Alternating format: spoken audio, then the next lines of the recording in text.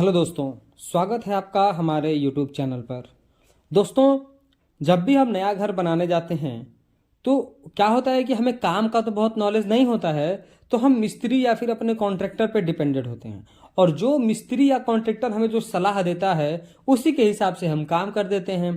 पर आप ये नहीं समझते हैं कि आपका जो मिस्त्री या फिर ठेकेदार है उसको कोई भी एडवांस नॉलेज नहीं होता है। वो जो पुराना काम किया रहता है उसी के बेस पे आपकी चीज़ों को बताता है। हम ये नहीं कह रहे हैं कि सारे मिस्त्री या सारे कॉन्ट्रैक्टर जो है खराब होते हैं, पर ज़्यादातर मिस्त्री या फिर ठेकेदार पैसा कमाने के चक्कर में आपको बहुत सारी चीज़ें पता होते हुए भी आपको नहीं बताते हैं, क्योंकि उनमें उनका लेबर चार्ज ज़्यादा लग जाएगा या फिर उनका पैसा ज़्यादा लग जाएगा। आप काम उनको या तो लेबर बेस पे दें या फिर मटेरियल बेस पे दें, उससे प्रॉब्लम नहीं है, उनको सिर्फ पैसा बचाना होता है। तो आज के इस वीडियो में हम आपको 10 ऐसे मिस्टेक बताएंगे। वो आपको अपने कंस्ट्रक्शन करने से पहले इस वीडियो को देखना है। अगर आप इस वीडियो को देखते हैं कंस्ट्रक्शन करने से पहले, तो आप इस बात को मान लीजिए कि आपको बहुत सारे पैसे भी बचने वाले हैं और फ्यूचर में बहुत सारी मिस्टेक से आप बच जाएंगे, बहुत सारी प्रॉब्लम से आप बच जाएंगे। क्योंकि मिस्त्री या ठेकेदार काम करते समय कुछ छोटी छोटी गलतियां करता है थोड़े थोड़े पैसे बचाने के लिए, और बाद में चल के वो आपको ढेर सारी प्रॉब्लम्स फेस करनी पड़ती हैं। तो उनमें हम आपको कुछ 10 पॉइंट्स बताएंगे। तो सबसे पहला जो हमारा पॉइंट्स है वो है फाउंडेशन डेप्थ। जो जब भी आप घर बनाएं तो आप पहले ही तय कर लें इस बात को कि आपको कितना फ्लोर तक घर इन फ्यूचर बनाना है, क्योंकि जितना आपको फ्यूचर में हाइट देनी होगी बिल्डिंग को, उसी के हिसाब से ही फाउंडेशन की डेप्थ डिजाइन होगी। अब क्या है कि आप अपने ठेकेदार या मिस्त्री को अगर बताएंगे भी कि हाँ 2 फ्लोर का कंस्ट्रक्शन करना है फ्यूचर में, अभी फिलहाल तो हम 1 फ्लोर कर रहे हैं पर आगे चल के हमको 2 फ्लोर करना होगा, तो फिर वो क्या करता है कि फाउंडेशन की डेप्थ को बहुत ज़्यादा डीप नहीं ले जाता है। आप अगर किसी इंजीनियर से ड्राइंग बनवाएंगे तो आपका इंजीनियर आपके साइट पर विजिट करेगा, वो आपको बताएगा कि इस जगह पर मिट्टी की बेयरिंग कैपेसिटी कितनी है, उसके हिसाब से वो बताएगा कि आपको गड्ढा कितना खोदना है। लेकिन मिस्त्री क्या है कि वो सिर्फ जो पुराना काम किया हुआ है उसी के बेस पे आपको 3 फीट 2 फीट जो भी उसको समझ में आएगा वो करा देगा। तो सही तरीका क्या है? घर बनाने से पहले आप डिसाइड कर लें कि आपको कितने फ्लोर तक फाउंडेशन करना है, उस कितने फ्लोर तक आपको घर बनाना है, उसके हिसाब से ही आप फाउंडेशन की डेप्थ को डिजाइन करें। नहीं तो फिर क्या होगा कि मान लीजिए आप अगर 2 फीट 3 फीट ही जो अपने फाउंडेशन का डेप्थ रखते हैं और आगे चल के आप अपने कंस्ट्रक्शन को और ऊपर ले जाते हैं, तो उससे घर के गिरने की संभावना बढ़ जाती है, घर में क्रैक्स आने लगते हैं, क्योंकि आपका जो फाउंडेशन वो बहुत मजबूत नहीं रहता है। तो इसलिए आपका फाउंडेशन हमेशा मजबूत होना चाहिए। तो आप जब भी कंस्ट्रक्शन करें तो कभी भी आप मिस्त्री ठेकेदार के बात में न आए, प्रॉपर एक इंजीनियर से मिलें, उससे ड्राइंग बनवाएं और उसके हिसाब से उसके सुपरविजन में ही काम करें। क्योंकि आप जब भी कंस्ट्रक्शन कराएंगे तो आप ढेर सारे पैसे उसमें लगाएंगे, तो आप थोड़े पैसे और खर्च करें और किसी इंजीनियर या फिर आर्किटेक्ट को आप अपने साइट पर जरूर विजिट करने के लिए बुलाएं। दूसरा बड़ी मिस्टेक क्या होती है? सॉइल फिलिंग करते समय होता यह है कि मान लीजिए आपको जो भी अपने प्लिंथ की हाइट रखनी है, आपका जो रोड लेवल है उससे आप 2 फीट 3 फीट हाइट जो है उठा करके रखते हैं, उसके बाद आप प्लिंथ बीम बनाते हैं या फिर डीपीसी देते हैं। बहुत सारे साइटों पर यह देखा जाता है और अक्सर देखने को मिलता है कि प्लिंथ बीम के ऊपर या फिर डीपीसी यानी डैम प्रूफ कोर्स भी अगर इंजीनियर बनवा देता है, फिर भी उसके ऊपर तक मिट्टी की भराई कर दी जाती है। देखिए, प्लिंथ बीम या फिर डीपीसी से आपको नीचे तक ही मिट्टी की भराई करनी है, क्योंकि मिट्टी में क्या है, मॉइस्चर होता है, और मॉइस्चर अगर आपके ब्रिक वर्क से लगा रहेगा और ऊपर डीपीसी नहीं होगा या फिर डीपीसी के ऊपर तक अगर आप मिट्टी की भराई किए होंगे, तो आप इस बात को समझिए कि कैपिलरी एक्शन के थ्रू जो सॉइल का मॉइस्चर है वो धीरे धीरे ब्रिक में ऊपर की ओर चढ़ता रहेगा, और ब्रिक में मॉइस्चर आने की वजह से जो है आपका पेंट पुट्टी ये सब खराब हो जाएगा। इसीलिए आपसे कहा जा रहा है कि जब भी आप मिट्टी की फिलिंग करें तो आप प्लिंथ बीम, अगर आप डीपीसी बना रहे हैं तो वेल एंड गुड, नहीं तो आप प्लिंथ बीम के 3 इंच नीचे तक ही मिट्टी की भराई करें, फिर उसके बाद फर्श बनाएं, प्लिंथ बीम के ऊपर ही वाटर प्रूफिंग की कोटिंग कर दें, तो भी आप बहुत हद तक सीलन से बच सकते हैं। तो एक मिट्टी भराई करते समय ये एक बड़ी मिस्टेक करी जाती है। अगला मिस्टेक क्या होता है? जो हमारे इलेक्ट्रिक या प्लम्बिंग वर्क जो किए जाते हैं उसमें ढेरों मिस्टेक करी जाती हैं। मान लीजिए कि आप जो है बाहर आउटर साइड में आपने 9 इंचेस की दीवार चला दी, और पार्टीशन वॉल आपको इंजीनियर सजेस्ट करता है कि आप 4 इंच भी चला सकते हैं, लेकिन उसमें क्या है कि जब आपका इलेक्ट्रिशियन आता है तो वो जो आपका इलेक्ट्रिक बोर्ड होता है या फिर जो इलेक्ट्रिक पाइपें होती हैं उनको फिट करने के लिए वो कुछ ज़्यादा ही काट देता है, ब्रिक वर्क को ज़्यादा काट देता है, और फिर ब्रिक बहुत कमज़ोर हो जाता है। मान लीजिए 4 इंच का ब्रिक है, वो 2.5 इंच तक काट देगा, तो उसमें स्ट्रेंथ नहीं रह जाता है। तो अगर आप मेक श्योर करें कि अगर आप 1 इंच का पाइप डाल रहे हैं तो आपका ब्रिक 1 इंच ही कटे। ऐसा नहीं कि आपका मिस्त्री कुछ भी आड़ा टेढ़ा काट रहा है और आपका नुकसान कर रहा है, ऐसा आपको नहीं करना है। प्रॉपर मशीन से ही आप कटिंग कराएं, चाहे वो इलेक्ट्रिक का काम हो चाहे वो प्लम्बिंग का काम हो।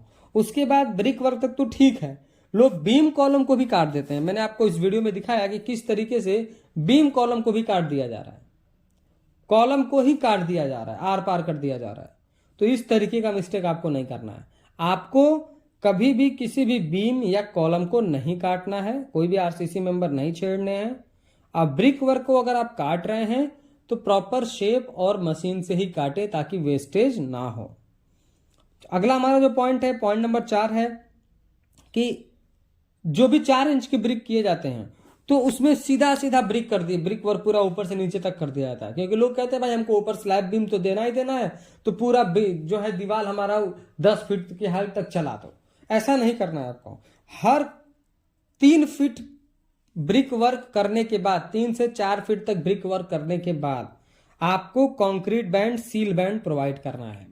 कंक्रीट बैंड, सील बैंड की सबसे बड़ी खासियत यह है कि वो आपके 4 इंची वॉल को प्रॉपर स्टेबिलिटी और मजबूती प्रदान करता है। उसके बाद जो भी आपके दीवार में हॉरिजेंटल या वर्टिकल जो क्रैक्स आते हैं, उन क्रैक्स को अगर आप कंक्रीट बैंड दिए रहेंगे तो वहां पर आकर वो क्रैक्स खत्म हो जाएगा, नहीं तो पूरे दीवार में क्रैक्स आ जाएगा। तो कंक्रीट बैंड और सील बैंड जो है आपकी क्रैक्स से भी आपकी दीवार को बचाता है। तो आपको सील बैंड, कंक्रीट बैंड भी हर हाल में प्रोवाइड करना चाहिए। अगला, आपने जनरली देखा होगा कि जब आपका घर बनकर तैयार हो जाता है, पेंट पुट्टी होकर रेडी हो जाता है, उसके कुछ सालों के बाद आपको अपने डोर या विंडो के ऊपर क्रैक्स दिखाई देते हैं, जिस तरह आपको इमेज में दिखाया जा रहा है। तो इस तरीके के क्रैक्स जनरली तब आते हैं कि मान लीजिए आपने जो अपना फ्रेम, डोर या विंडो का फ्रेम जो फिक्स करवाया है, फ्रेम के जस्ट ऊपर ही ब्रिक वर्क कर दिया गया है। तो अगर उसके ऊपर ही ब्रिक वर्क कर दिया जाएगा, जब तक वो आपका मजबूत रहता है जो आपका फ्रेम है, तब तक तो ठीक है। जब ईंट का सेल्फ लोड उसके ऊपर आता है, इसकी वजह से वो धीरे धीरे बैठने लगता है और लंबे लंबे क्रैक्स आ जाते हैं। तो उसकी जगह पे आपको लिंटल बीम प्रोवाइड करना है। डोर विंडो के लेवल पे लिंटल बीम आपको प्रोवाइड करना है पूरे वॉल में, जिसकी वजह से आप इस तरीके के क्रैक्स से बच सकते हैं। अगला सबसे बड़ा मिस्टेक यह है कि जब कॉलम या फिर कॉलम बनाया जाता है, कॉलम की कास्टिंग करी जाती है, जब शटरिंग वर्क हो जाता है तो उसमें जो है ना ही कवर ब्लॉक यूज किए जाते हैं और ना ही वाइब्रेटर यूज होते हैं, जिसकी वजह से होता है कि जब कॉलम कास्ट हो जाता है, अगले दिन आप शटरिंग को खोलते हैं तो आपको ढेर सारे हनीकॉम्स दिखाई देते हैं। तो इनके सिर्फ 2 रीजन है, एक तो आपने कवर ब्लॉक अच्छे से नहीं लगाया, दूसरा कि आपने वाइब्रेटर यूज नहीं किया। तो आपको कवर ब्लॉक जो है कंक्रीट का आता है वो यूज करना है और आपको वाइब्रेटर यूज करना है। 7वां हमारा जो पॉइंट होगा कि कई जगह देखा जाता है कि स्लैब में जो है स्लैब बीम नहीं दिया जाता है। मिस्त्री या फिर कॉन्ट्रैक्टर बोल देता है कि हम हिडन बीम, कंसील्ड बीम जो है दे देंगे, तो कंसील्ड बीम या फिर हिडन बीम से आपका काम नहीं चलने वाला है। आपको स्लैब बीम देना ही है, क्योंकि स्लैब बीम मोर इफेक्टिव होता है, मोर स्ट्रेंथ उसमें होता है कंसील्ड बीम के रिगार्डिंग। कंसील्ड बीम जो है किसी पर्टिकुलर प्लेस में और एक पर्टिकुलर सिचुएशन में कंसील्ड बीम दिया जाता है, उसके भी अपने अलग जो है उसका एक तरीका है, उसको भी कहीं नहीं दे दिया जाता है। लेकिन स्लैब बीम हर हाल में कंसील्ड हिडन बीम से जो है मोर स्ट्रेंथ उसमें होता है, ज्यादा उसमें मजबूती होती है। और बहुत जगह स्लैब बीम देखा जाता है कि लोग 6 इंच दे देते हैं, तो आपको स्लैब बीम 9 इंच से कम तो देना ही नहीं है, 6 इंच नहीं देना है आपको स्लैब बीम, कम से कम 9 इंच देना है। अगला मिस्टेक देखा जाता है कि जब स्लैब की कास्टिंग होती है, तो अभी आप जिस स्लैब में देख रहे हैं कि यहाँ पर आपको कवर ब्लॉक दिखाया जा रहा है, बहुत सारे साइडों में कवर ब्लॉक नहीं लगाए जाते हैं।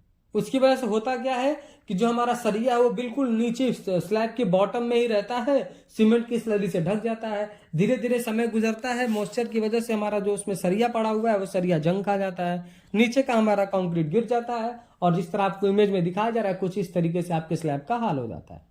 तो आपको क्या करना है कि अच्छी तरीके से कवर ब्लॉक देना है ताकि आपका सरिया जो है वो कंक्रीट के बीच में रहे। अब क्या है कि वाइब्रेटर नहीं यूज करते हैं लोग स्लैब में, बोलते हैं नहीं हम जो है सरिये से उसको ऐसे ऐसे करके बिठा देंगे और सरिये से जो है हम उसको अच्छे से बैचिंग टैपिंग कर देंगे तो हो जाएगा। ऐसा आपको नहीं करना है, आपको प्रॉपर स्लैब में वाइब्रेटर यूज करना है। वाइब्रेटर नहीं यूज करेंगे, अगर उसमें एयर वॉइड्स रह जाएंगे, बाद में हाइड्रेशन प्रोसेस से वो एयर वॉइड्स वहां से चले जाएंगे, बारिश का पानी होगा, बारिश आएगा, पानी उस पर इकट्ठा होगा तो धीरे धीरे उसी के रास्ते आपका जो है स्लैब में लीकेज आएगा, स्लैब में प्रॉब्लम सीलन की आने लगेगी। तो आपको स्लैब में वाइब्रेटर यूज करना ही करना है। बहुत सारी जगह पर देखा जाता है, अगला पॉइंट हमारा यही है 10 नंबर की स्लैब की थिकनेस लोग बहुत कम कर देते हैं, कहीं पर 4 इंच, कहीं पर 3.5 इंच ही स्लैब की थिकनेस हो जाती है। तो आपको अगर स्टैंडर्ड बताएं तो 5 इंच से कम तो आपको स्लैब की जो थिकनेस है वो रखनी ही नहीं है। कम से कम आपको 5 इंच स्लैब की थिकनेस रखनी है।